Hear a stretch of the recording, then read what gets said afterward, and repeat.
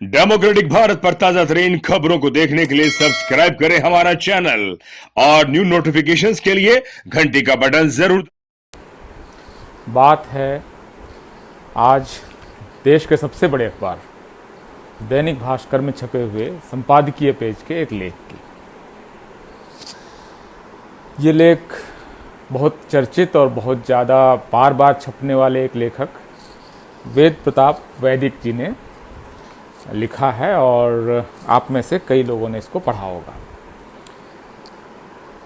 जो भी हमारे मित्र जुड़े हैं, क्योंकि काफ़ी बड़ी संख्या में लोग ऑलरेडी जुड़ गए हैं, तो कोई एक व्यक्ति मुझे सिर्फ इतना कंफर्म कर दे कि आवाज़ आपको साफ साफ सुनाई दे रही है।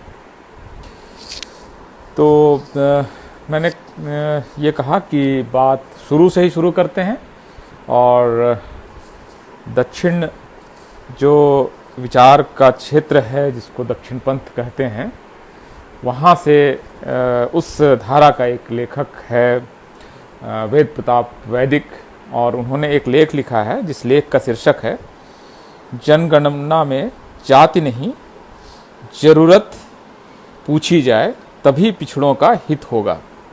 टाइटल मैं रिपीट कर रहा हूँ। लेखक का नाम वेद प्रताप वैदिक, अखबार का नाम दैनिक भास्कर।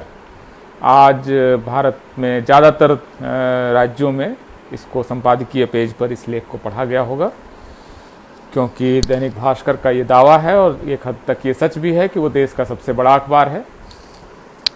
43 लाख कॉपीज छपती हैं उस अखबार की, और अखबार का क्लेम है और IRS का सर्वे भी बताता है कि 6 करोड़ के आसपास लोग उसको हर दिन पढ़ते हैं। और संपादकीय पेज पर है तो हर जगह ये पन्ना छपता है, ये ऐसा नहीं है कि एक जगह छपेगा और दूसरी जगह नहीं छपेगा।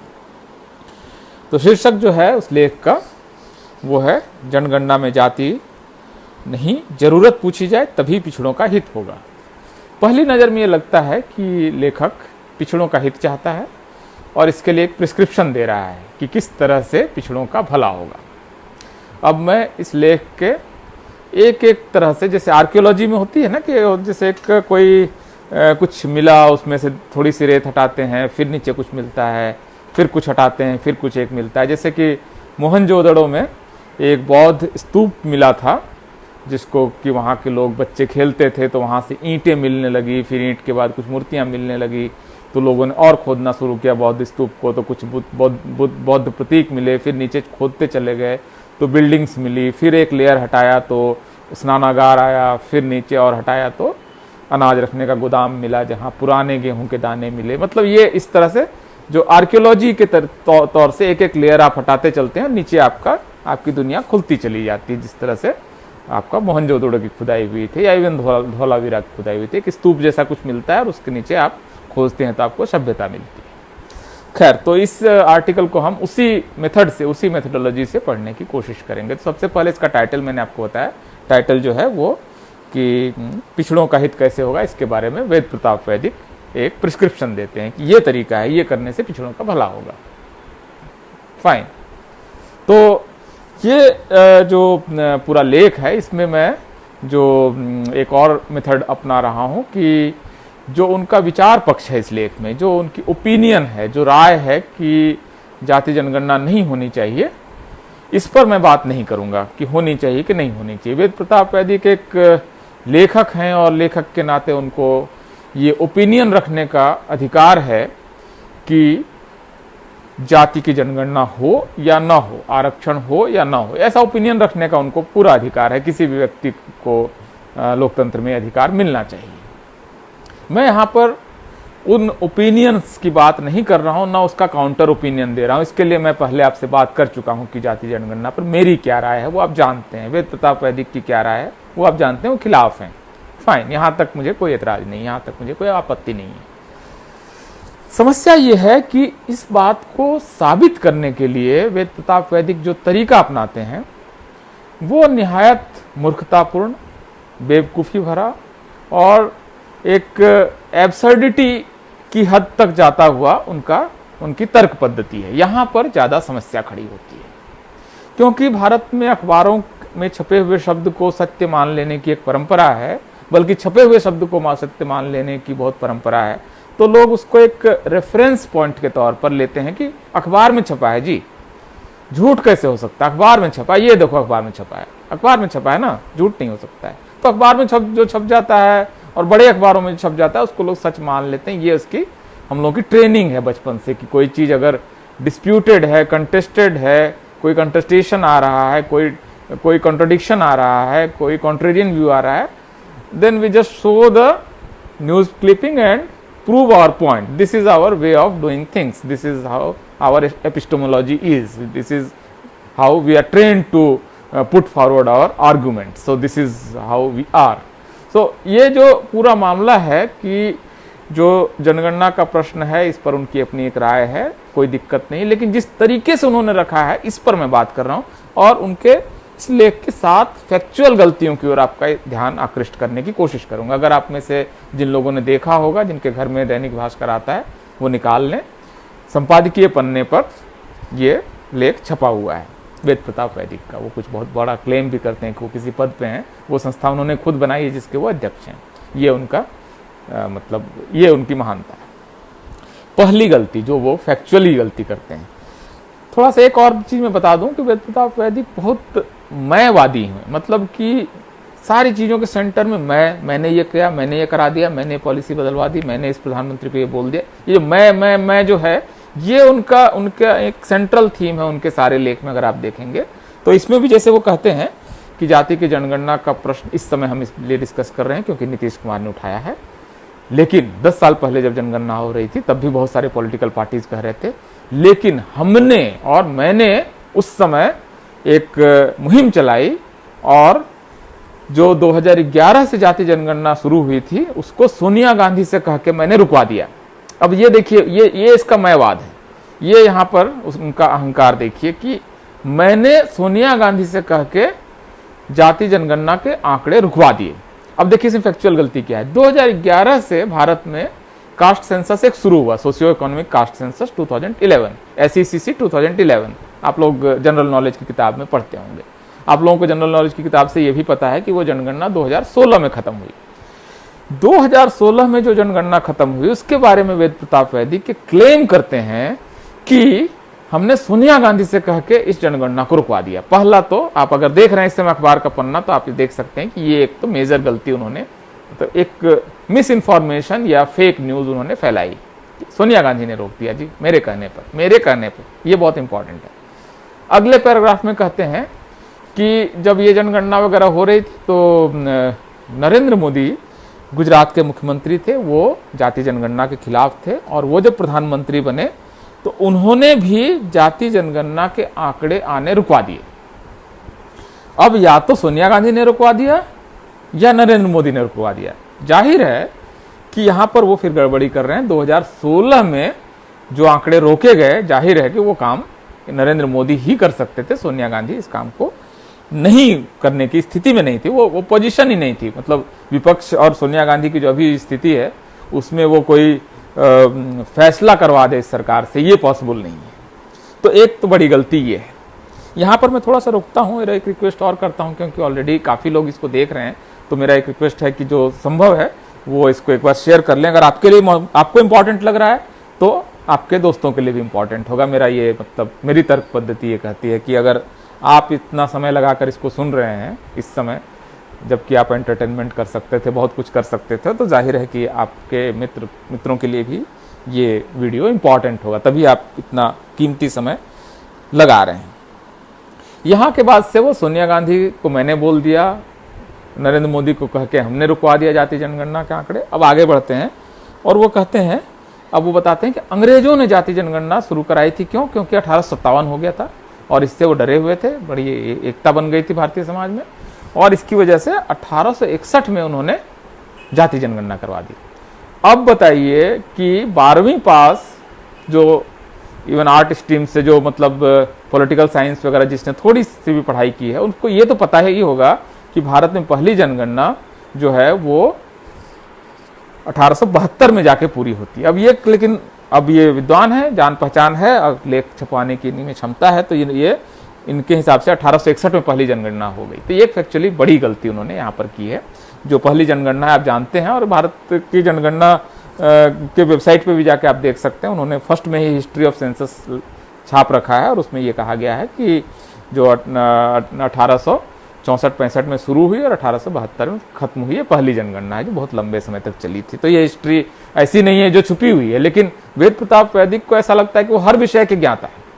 जैसे मैं आमतौर पर 3 या 4 सब्जेक्ट से बाहर नहीं जाता हूँ, मैं बहुत सारे विषय जिसमें मैं नहीं जाता हूँ, मैं न्यूक्लियर साइंस पर नहीं जाऊँगा क्योंकि उस बारे में मेरी गति नहीं है, मैं इंटरनेशनल रिलेशंस पर आमतौर पर नहीं बोलता हूँ, मैं आमतौर पर 2 देशों के इकोनॉमिक रिलेशंस वगैरह पर नहीं बोलता हूँ, मैं आमतौर पर बहुत सारे विषय हैं जिस पर मैं नहीं बोलता हूँ। मुझे 3 या 4 विषय पूरे जीवन में सैकड़ों किताबें पढ़कर मुझे लगता है ये 3-4 विषय हैं जिसमें हमारा थोड़ा सा अध्ययन है, तो थोड़ी बहुत बात मैं रख सकता हूँ। उसमें मैं बहुत हमेशा बोलता हूँ कि हो सकता है कि सत्य इसके परे भी है, हो सकता है कि सत्य इसके बियॉन्ड भी है। मैं जहां तक जानता हूँ वहां तक मेरा सच इतना सा है, इसके बियॉन्ड भी सच हो सकता है। लेकिन वेद प्रताप वैदिक ज्ञान तो वहीं से निकला हुआ है, सारे मतलब ज्ञान के स्रोत हैं, तो वो कुछ भी कर सकते हैं। उनके हिसाब से 1861 में हो गई और भास्कर ने छाप दिया।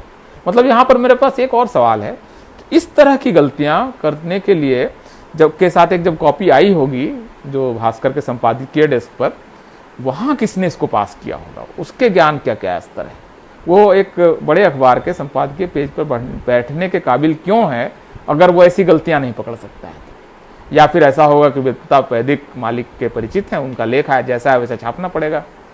दोनों स्थितियां हो सकती है, इसलिए मैं जरूरी नहीं है कि इसमें पत्रकार का दोष है, लेकिन पत्रकार को थोड़ा सा ध्यान तो रखना चाहिए, एक रिक्वेस्ट करना चाहिए कि सर देख लीजिए, हमें लग रहा है कि आप ये गलती कर रहे हैं। कैसे आप कह रहे हैं कि एक ही जनगणना को सोनिया गांधी और नरेंद्र मोदी दोनों ने रोका, ये मतलब कैसी बात आप कर रहे हैं। मतलब दोनों में से एक ही तो रोक सकता है। किसी एक कालखंड में एक घटना हुई है, उसको 2 व्यक्ति मतलब कैसे कर सकता है।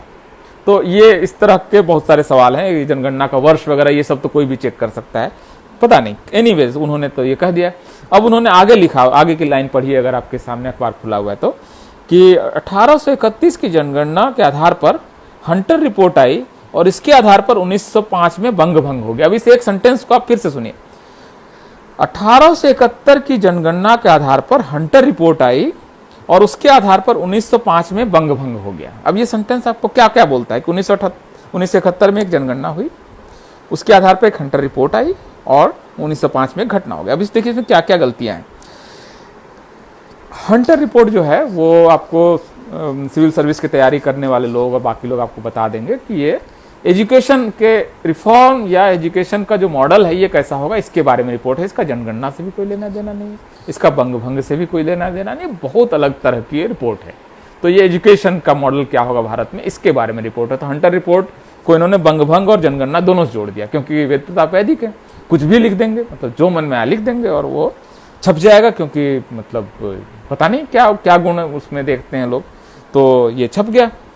अब ये मतलब आप सोचिए कि अगर कोई विद्यार्थी 12वीं की परीक्षा में ये लिखे बंग भंग के कारण क्या है, कोई अगर क्वेश्चन आए और ये लिखे कि हंटर रिपोर्ट की वजह से भारत बंग भंग हो गया, तो बच्चा फेल होगा कि नहीं होगा। इतिहास का कौन सा टीचर उस स्टूडेंट को पास कर देगा जो ये लिखेगा कि बंग भंग 1871 की जनगणना की वजह से हुआ और हंटर रिपोर्ट की वजह से हुआ। इसको लिखकर कोई पास हो सकता है क्या परीक्षा में, बताइए। आप में से कई सारे लोग अभी इस समय लगभग 300-325 लोग देख रहे हैं, उसमें से कुछ लोग हिस्ट्री के स्टूडेंट या हिस्ट्री के टीचर रहे होंगे। आप बताइए कि मतलब हिस्ट्री की किस किताब में ये सब लिखा हुआ है। मतलब बहुत ही अजीब किस्म का मतलब वो लेखन है, इतना छोटा सा, और इसमें कम से कम गलतियां ही गलतियां, मतलब हर दूसरे लाइन में गलती है, और ये इनके हर लेख में होता है। मतलब ये एनालिसिस मैं इसलिए कर रहा हूँ क्योंकि इसमें कुछ फैक्ट ऐसे हैं जो कि मेरे डोमेन के आसपास भी हैं, और इस बारे में मेरी किताब भी है और मैंने इसको पढ़ा भी है। कम से कम 10 वर्ष से मैं उस एक विषय पर काम कर रहा हूँ। अगला पैराग्राफ, 1931 में जाति जनगणना होती है और उन्हीं 90 साल पुराने आंकड़ों के आधार पर आरक्षण की गाड़ी चल रही है। फाइन, यहां तक तो आप ठीक ही कह रहे हैं कि 1931 में जाति जनगणना हुई और 90 साल पुराने आंकड़ों के आधार पर आरक्षण की गाड़ी चल रही है। आपको पसंद नहीं आ रहा है कि क्यों 90 साल पुराने आंकड़ों के आधार पर चल रहा है, तो नए आंकड़े कैसे आएंगे साहब।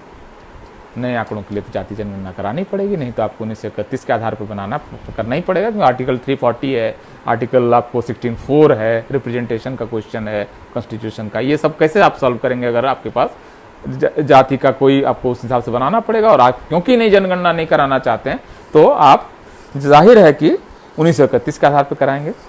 तो ये यहां पर एक अंतर्विरोधी स्थिति है। वो जाति जनगणना का विरोध कर रहे हैं, लेकिन ये कह रहे हैं कि 90 साल पुराने आंकड़ों से आरक्षण की गाड़ी चल रही है, ऐसा कब तक चलता रहेगा? नहीं चलना चाहिए। बिल्कुल fair enough, you have valid point, so argue for caste census. How? Why are you arguing against caste census in that scenario? If that is your point. Anyways, अगला पैराग्राफ बहुत दिलचस्प है। यहाँ पर आप थोड़ा सा ठहरिए, अगर मतलब थोड़ा ठंडा दिमाग कीजिए और सुनिए अगला सेंटेंस। मैंने क्या कहा? पहला सेंटेंस, 1931 में जाति जनगणना हुई, 90 साल पुराने आंकड़ों से आरक्षण की गाड़ी चल रही है, ऐसा कब तक चलेगा? अगला सेंटेंस, गांधी और कांग्रेस के विरोध के कारण 1931 में जाति जनगणना नहीं हुई। मतलब आप ये बात बोल सकते हैं? मतलब आप सोचिए कि एक व्यक्ति क्या ये सेंटेंस बोल सकता है कि 1931 में जाति जनगणना हुई, 90 साल पुराने आंकड़ों से आरक्षण की गाड़ी चल रही है, ऐसा कब तक चलेगा? गांधी और कांग्रेस के विरोध के कारण 1931 में जाति जनगणना नहीं हुई। और ये कह के वो आदमी भारत के सबसे बड़े अखबार में लिखकर निकल जाता है। मतलब ये तो मतलब अगर कोई स्टूडेंट इससे जनरल नॉलेज सीखेगा तो वो गारंटेड फेल होगा। उसको उसकी दुनिया की कोई ताकत उसको पास नहीं करा सकती जनरल नॉलेज का एग्जाम। जनरल नॉलेज से ही बिगाड़ ही देगा आदमी। फाइन, अब अगले पैराग्राफ पे आते हैं। संविधान के मुताबिक 50% से ज्यादा जन्म आधारित आरक्षण नहीं हो सकता। अब इस सेंटेंस पर आप गौर कीजिए। संविधान के मुताबिक, ये बहुत इंपॉर्टेंट है, 50% से ज्यादा जन्म आधारित आरक्षण नहीं हो सकता। ये एक सेंटेंस बहुत तरह से गलत है, क्योंकि एक तो संविधान में, आप में से ज्यादातर लोगों ने संविधान को कम से कम एक बार तो पढ़ा ही होगा। संविधान में कोई अनुच्छेद ऐसा नहीं है, कोई अध्याय ऐसा नहीं है जिसमें इस बात का जिक्र है कि आरक्षण कितना होना चाहिए, इतना होना चाहिए, 22%, 18%, 27%, 50%, कहीं पर भी इसका जिक्र नहीं। दो चीजों का जिक्र नहीं है। जो नौकरी और शिक्षा का आरक्षण है वो कितने समय के लिए जारी रहेगा, इसका कहीं जिक्र नहीं है, और कितना होना चाहिए इसका संविधान में कम से कम कोई जिक्र नहीं है। स्पष्ट रूप से आप जानते हैं, मतलब ये ऐसी बात नहीं है। और ये बात लेकिन इस आदमी को नहीं मालूम, वेद प्रताप वैदिक को नहीं मालूम कि संविधान में नहीं लिखा हुआ है। मतलब बोल गया, लिख गया, मतलब जो मन में आया, मतलब जो मन में आया लिख दिया। मतलब अजीब किस्म का एक पागलपन, एक मतलब उन्माद है कि मुझे लिखना है, हर विषय पे लिखना है, जो मन में आए वो लिखना है।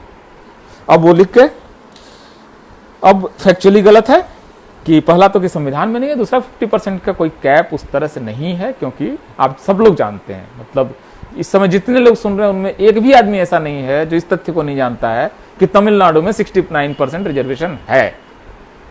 अगर हमारे इस बात को सुनने वाले हर आदमी को पता है, तो ऐसा कैसे हो सकता है कि वेद प्रताप वैदिक को नहीं पता? या तो नशे में रहे होंगे, भाई गांजा खा के लिख दिए होंगे, दारू पी के लिख दिए होंगे, नींद में लिख दिए होंगे, कोई समस्या हो सकती है, मुझे नहीं मालूम कि वो क्या समस्या है। लेकिन जो एक 10वीं 12वीं का हर विद्यार्थी जानता है कि तमिलनाडु का आरक्षण है, एक खास प्रोविजन था, उसके लिए कॉन्स्टिट्यूशन अमेंडमेंट हुआ और वहां पर 69% रिजर्वेशन है, या इवन वो नहीं भी जानता है तो ये तो जानता ही है कि ईडब्ल्यूएस रिजर्वेशन के बाद केंद्र सरकार के रिजर्वेशन का टोटल क्वांटम 59.5% हो चुका है, 59.5%। ये लिख रहे हैं कि संविधान के अनुसार 50% से ज्यादा आरक्षण नहीं हो सकता। भाई वो भी तो जाति आधारित आरक्षण है ना, SC ST OBC उसमें शामिल नहीं, तो ऑब्वियसली वो भी जन्म आधारित है। ये बात जो इस समय आप अपने घर में मौजूद 13 साल के एक बच्चे से पूछ लीजिए जिसका थोड़ा बहुत जनरल नॉलेज ठीक है, तो बता देगा कि ईडब्ल्यूएस का आरक्षण आया था और इसकी वजह से टोटल आरक्षण इतना हो गया है। ये बात वैदिक को नहीं पता है, दैनिक भास्कर में उस आदमी को नहीं पता है जो इसको छाप रहा है, दैनिक भास्कर को उस संपादक को नहीं पता है जो इस पेज को अप्रूव कर रहा है। मतलब आप समझ रहे हैं इस समय किस तरह के दौर में है। और इन अखबारों की पहुंच देखिए, ताकत देखिए। ये हिंदी का सबसे बड़ा अखबार है, भारत का सबसे बड़ा अखबार है, 6 करोड़ इसके हर दिन इसको पढ़ा जाता है। इसकी वेबसाइट सबसे पावरफुल वेबसाइट है, सबसे ज्यादा जिन वेबसाइट्स को देखा जाता है। मतलब कितनी रीच है, कितनी पहुंच है, इतनी पहुंच तक वो करोड़ों लोगों तक अपनी बात पहुंचा रहे हैं। हम अपनी बात सोशल मीडिया के जरिए कितने लोगों तक पहुंचा लेंगे? भाई ये वीडियो आदर्श स्थितियों में 20 से 30 हजार लोग तक देखा जाएगा अगर 2-3 दिन बाद देखेंगे, और इसके अलावा कुछ यूट्यूब चैनल उठा लेंगे तो वहां से 5 लाख लोगों तक ये वीडियो पहुंचेगा मैक्सिमम। मतलब आज से 1 हफ्ते बाद अगर हम इसका आंकड़ा जुटाएंगे तो। लेकिन कहाँ 5 लाख और कहाँ 6 करोड़, आप समझिए कि उनकी पहुंच और उनकी ताकत देखिए। झूठ की ताकत देखिए, ये बहुत बड़ा दायरा है। मतलब आप सब लोग इसको शेयर कर दें, आगे भी इसको शेयर हो जाए, जैसे पिछला वीडियो 4,500 लोगों ने शेयर किया था, तो इस तरह का अगर हो जाएगा तो हो सकता है कि वो 5-7 लाख लोगों तक पहुंचेगा। लेकिन उनकी ताकत तो बहुत ज्यादा है, और ये कितना कितना जगह वो पहुंचेगा जहां तक हमारी पहुंच नहीं है। तो अब ये है, आगे देखिए, एक तो 50% आरक्षण वाली संविधान में के मुताबिक लिख रहे हैं। अगला, आरक्षण से क्या फर्क पड़ जाएगा? 500-700 नौकरियों का ही तो फर्क पड़ेगा। 500-700 नौकरियां इस देश में केंद्र सरकार, राज्य सरकार और स्थानीय निकाय जहां आरक्षण लागू है, कुल नौकरियों की संख्या 1,78,00,000 है। 1% के हेर फेर से लाखों नौकरियां इधर सुधर हो जाती है। जब 1% आरक्षण बढ़ या घट जाता है तो लाखों नौकरियां इधर सुधर होती है। 500-700 नौकरियों का मामला नहीं है। 500-700 नौकरियों का मामला होता तो सवर्णों के बच्चे आत्मदाह नहीं कर रहे होते इस सवाल पे, और वो सड़क पर जो झाड़ू लगाते हैं और नाटक करते हैं ना, वो अगर सिर्फ 500-700 नौकरियों का आरक्षण इसमें अगर मामला होता, आरक्षण की ताकत देखिए ना, पूरा शेड्यूल्ड कास्ट का पूरा मिडिल क्लास इस समय जो आपको दिख रहा है वो पूरा रिजर्वेशन से आया है। मतलब लाखों नौकरियों का मामला है। 500-700 नौकरी किसको बेवकूफ बना रहे हैं वेद प्रताप वैदिक? 500-700 नौकरियों का मामला है।